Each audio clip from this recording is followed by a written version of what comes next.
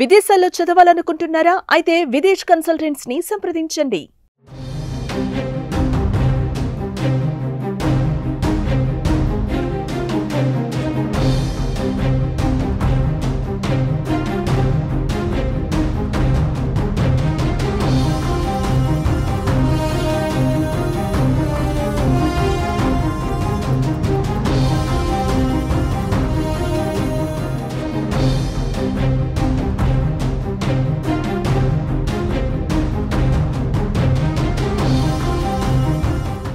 AP తెలంగాణలో మరో ఎన్నికల నగారా మోగింది. తెలుగు రాష్ట్రాలలో ఎమ్మెల్యే కోటా ఎమ్మెల్సీ ఎన్నికల షెడ్యూల్ని కేంద్ర ఎన్నికల సంఘం విడుదల చేసింది.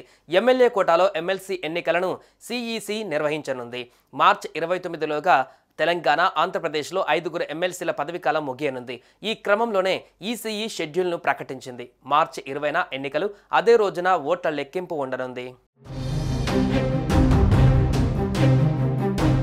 మార్చి 29 నాటికి ఏపీలో యనమల రామకృష్ణుడు, జంగా కృష్ణమూర్తి, పి అశోక్ బాబు, తిరుమల నాయుడు, దువ్వారపు రామారావు పదవీకాలం ముగియనుంది.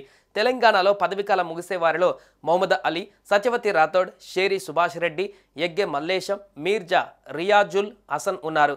ఈ నేపథ్యంలో ఎన్నికల సంఘం షెడ్యూల్ను విడుదల చేసింది.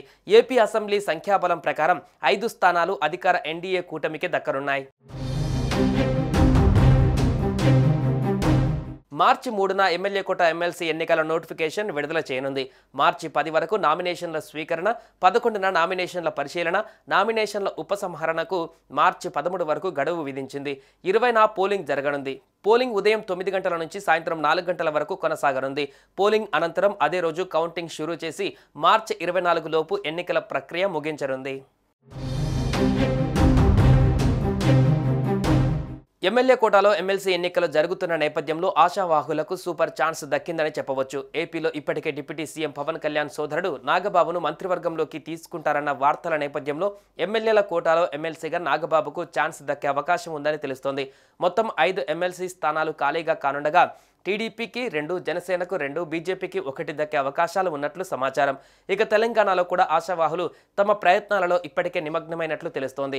ఏపీలో నామినేషన్ పదవుల భర్తీ చేస్తామని ఇటీవలే సీఎం చంద్రబాబు ప్రకటించారు. దీంతో కూటమి పార్టీల నేతలు తమకంటే తమకు పదవులు దక్కే అవకాశం ఉన్నట్లు భావిస్తున్నారు.